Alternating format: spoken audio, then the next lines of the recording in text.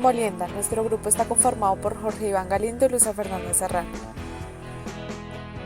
Introducción. El proceso de molienda seca consiste en la reducción del tamaño del grano y su posterior cernido y clasificación a fin de separar a diferentes fracciones.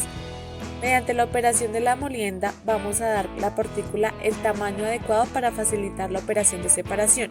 Los lotes de grano de trigo van a ser dirigidos a un molino de rodillos para reducir su tamaño y almacenarlos como harina. Objetivo general: estudiar el comportamiento dinámico de un equipo de reducción de tamaño de partículas. Objetivos específicos: determinar el efecto que tiene la alimentación del material de proceso y su tamaño final sobre la demanda energética del molino, realizar el diagrama de flujo de proceso, validar la ecuación de Bond y determinar la carga máxima para la obtención de tamaño de partícula más fino. Metodología, procedimiento. En esta práctica se deberá variar la alimentación del material de proceso y la separación entre los rodillos a fin de registrar como datos de salida la potencia consumida por el molino. En nuestros equipos tendríamos un molino de rodillos y una balanza. En las variables de entrada tendremos la carga material y la distancia entre los rodillos. En las variables de salida tendremos la potencia consumida por el molino traducida en corriente de alimentación. En los parámetros que nos dan tendremos la presión atmosférica a nivel del mar, la temperatura, el diámetro promedio de la partícula producida en el molino, el índice de trabajo, el diámetro promedio del grano del trigo en el alimento y el voltaje de operación del molino.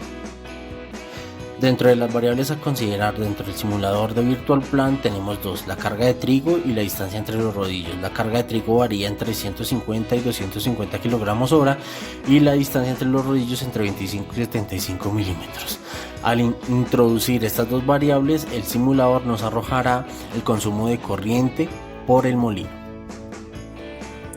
Como se observa en el video, en el proceso de producción de harina de trigo es necesaria la reducción del tamaño. Por tal razón, los granos de trigo van a pasar por un proceso de molienda en un molino de rodillos que le da a la partícula el tamaño adecuado para facilitar la posterior operación de separación y poder almacenarlo en silos como harina.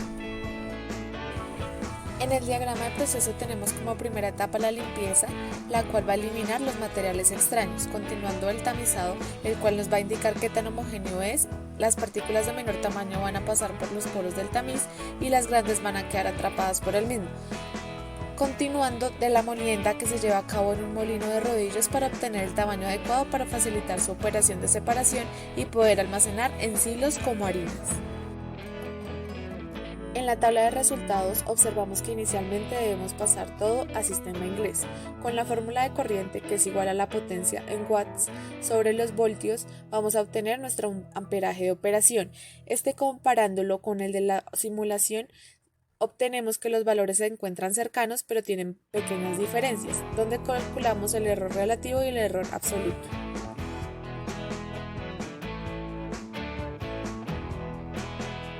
Realizando el mismo procedimiento, pero ahora para una distancia entre rodillos de 10 milímetros, obtenemos que la carga de trigo máxima es de 233,77 kg/h. En esta gráfica evaluamos el consumo de energía en la molienda por tamaño de carga y tamaño de partícula, solamente con los datos obtenidos de forma experimental. Se puede observar que el consumo de corriente es inversamente proporcional al tamaño de partícula final. A menor tamaño de partícula, mayor será el consumo de corriente. Determinado que la carga es indiferente y que todas las diferentes cargas tienen comportamientos similares, se aconseja que la mejor variable para trabajar es con una carga de 220 kg/h, ya que en todos los diferentes tamaños de partículas se presenta un descenso de consumo de corriente. Al comparar la operación experimental con la operación teórica para el DP de 0,161 milímetros, se observa que la tendencia es igual a la primera gráfica y que solamente en la carga de 190 kg/h se logra obtener un consumo de corriente igual. En la comparación para el DP de 0,325 milímetros se observa que solo la carga de 160 kg/h y 170 kg/h tienen un consumo de corriente igual o similar. En la comparación para el DP de 0,425 milímetros se observa que solo la carga de 160 kg/h y 200 kg/h tienen un consumo de corriente igual o similar.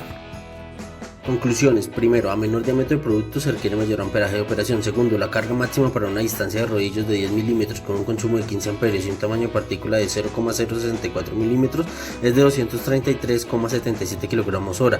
Tercero, se valida la ecuación de Bohm con datos obtenidos por Víctor Pran y experimentales. Gracias por su atención.